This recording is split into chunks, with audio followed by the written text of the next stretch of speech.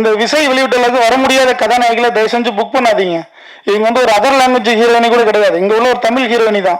நயன்தாரா தான் வரமாட்டாங்க sir, right okay, இவங்க வரலாமே. அவங்களோட இவங்க ஒன்றும் பெரிய ஒரு நடிகை ஒன்றும் இல்லைல்ல. இன்னைக்கு வந்து இந்த சினிமா நாசமா போனதுக்கு காரணம் எங்கள் அண்ணங்களுக்கு தெரியும்.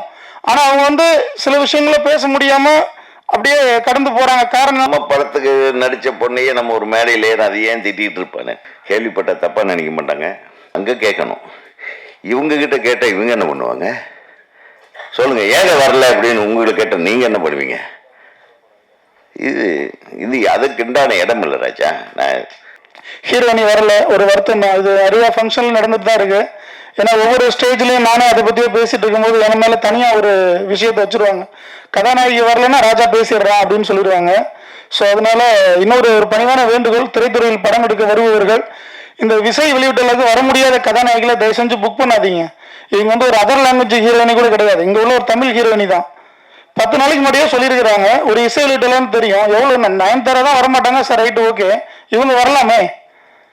அவங்களோட இவங்க ஒன்றும் பெரிய ஒரு நடிகை ஒன்றும் இல்லைல்ல. நான் யாரையும் தாழ்மைப்படுத்தி சொல்லணுன்ற அவசியம் இல்லை.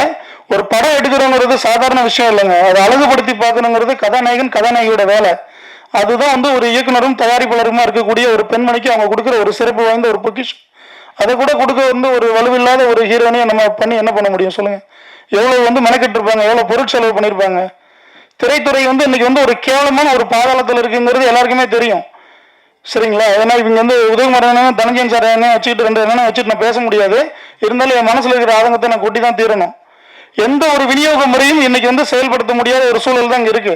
ஒரு ஹிந்தி ரைட்ஸும் சரி, சேட்டலைட்டோ, எஃப்எம்எஸோ, டிஜிட்டல் ரைட்ஸோ, ஓடிடியோ எதுவுமே சரி பேசவே முடியாது. பேசும்பொழுது சொல்லிடுவாங்க சார், ஏதாவது ஒரு விலை சொன்னாதானே நம்ம விலையை நம்ம சொல்ல முடியும். விலையே சொல்ல முடியாத சூழ்நிலையில இன்னைக்கு திரைப்படங்கள் திரைத்துறையில் இருக்கக்கூடிய வியாபார ரீதியாக இருக்கக்கூடிய விஷயங்கள் இருக்குங்கிறது தான் நம்ம எல்லாரும் ஒத்துக்கணும்.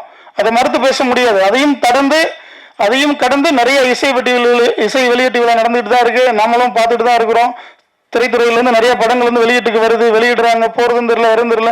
நிறைய திரையரங்குகள் வந்து திரைப்படங்கள் வந்து இன்னைக்கு இல்லாம தியேட்டர் வந்து மூடி வச்சிருக்காங்க.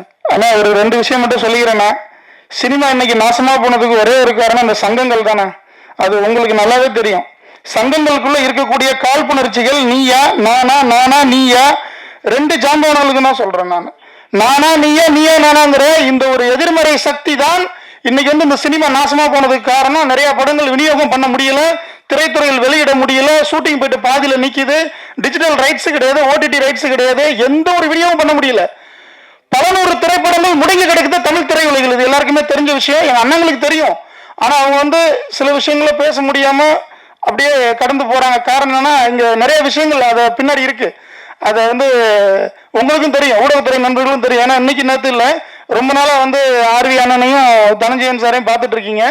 ஸோ அதனால சிறு முதலீட்டு திரைப்படங்கள் வந்து திரைக்கு போவதற்கு ஒத்துழைப்பு கொடுங்க. ஒரு இசை வெளியீட்டு விழாவுக்கு சில நபர்களை வந்து அழைக்கும் பொழுது இந்த ஐஎஸ் ரிப்போர்ட் எடுப்பாங்க. சிஎம் பார்க்க போகிறதுக்கு முன்னாடி ஒரு ஐஎஸ் ரிப்போர்ட் எடுப்பாங்க.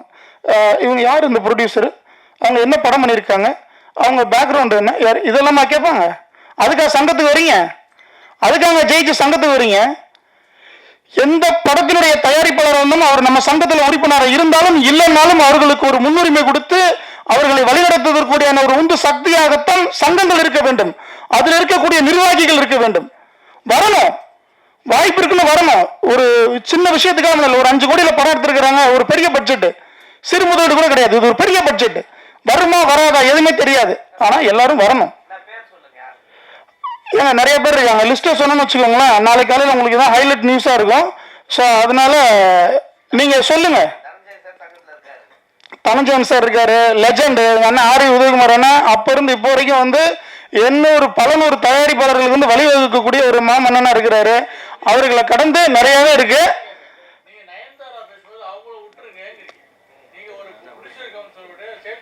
சரி, அந்த நயன்தாரா மாதிரி தான் இந்த நடிகையும் நம்ம பார்த்துக்கணும் அப்படிங்கிறது தான் இந்த படத்தினுடைய ஒரு விஷயமா நான் பார்க்குறேன். ஏன்னா நான் சொன்னதுதான் நீங்க இந்த தயாரிப்பாளரை பாருங்க, அவங்க முகத்தை பாருங்க. இவ்வளவு கஷ்டப்பட்டு இந்த படத்தை எடுத்திருக்கிறாங்க. ஒரு ஆடியோ இசை வெளியீட்டு விழாவுக்கு வந்துட்டு நயன்தாரா வரலாம் குத்தம் தான். ஆனா நயன்தாரா விட ஒரு பெரிய கதாநாயகி நம்ம இதை பார்த்துதான் ஆகணும். ஏன்னா வரல, அவங்க பொருட்செலவுல அவ்வளவு தூரம் வந்து கஷ்டப்பட்டு இந்த படத்தை எடுத்திருக்கிறாங்க, சரிங்களா? இதனால அதுக்கு மேல பேசினா விவாதம் தான் வரும். நன்றி. எனக்கு வாய்ப்பு கொடுத்தவர்களுக்கு நம்ம வாழ்த்துக்கள். நன்றி. தன் சொந்த சங்கத்தையே திட்டி அமர்ந்திருக்குமே என் தம்பிக்கு. எப்படிடா இதெல்லாம்? நீ தான் அந்த சங்கத்தில் இப்போ தான் ஜெயிச்சிருக்கிறேன், வந்து அவங்களையே திட்டிகிட்டு இருக்கிறேன். கேள்விப்பட்ட தப்பாக நினைக்க மாட்டாங்க. பேசும்போது முதல்ல நம்ம என்ன பேச போகிறோம் அப்படின்றது தெளிவாக பண்ணிக்கணும். ஒரு அழகான படம். ஆதங்கத்தை நீங்கள் தான் ஆதங்கத்துக்காக தான் வருஷக்கணக்கில் நீங்கள் பதிவாக போட்டு அடுத்தவங்களை டார்ச்சர் பண்ணிட்டு இருந்தீங்களே.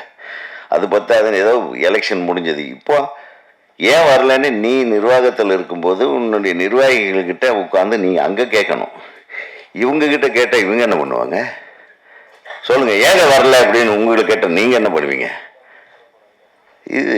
இது அதுக்குண்டான இடம் இல்லை ராஜா. நான் சொல்கிறேன், நீ வந்து ஃபஸ்ட் டைம் இந்த நிர்வாகத்துக்குள்ளே வந்திருக்க, அந்த ஒரு ஆதங்கத்தில் பேசிட்டேன். பட் இங்கே பேசக்கூடாது, நீ அங்கே கேட்கணும். நான் மட்டும் தனியாக போகிறேன், என் தலைவர், செயலாளர், பொருளாளர், துணைத் தலைவர்கள், இணைச் செயலாளர்களை வரக்கூடாது, நான் அங்கே கேட்கணும். இங்கே வந்து ஒரு அழகான ஃபங்க்ஷன் நடந்துட்டு இருக்கும்போது திசை மாற்றி எவ்வளவு சிரமத்துக்கு நடுவில் அந்த ஹீரோயின் வரலன்றது திட்ட வேண்டியதில்லை. ரொம்ப நல்லா பண்ணியிருக்காங்க, அழகாக இருக்குது அந்த பிள்ளை, ரொம்ப சந்தோஷமாக இருந்தது. அந்த பொண்ணோடைய முகமும் அது இந்த காம்பினேஷன், இந்த கெமிஸ்ட்ரி நல்லா இருந்தது, ஹீரோவுக்கும் அந்த ஹீரோயினுக்கும். அது என்னம்மா அழகாக நடிச்சிருக்கு, என்ன டான்ஸ் பண்ணி, அதை அப்ரிஷியேட் பண்ணுங்க. அது ஹீரோயின் வரல, ஜெயிச்சா ஜெயிச்சுட்டு போகட்டும், அவ்வளோதான்.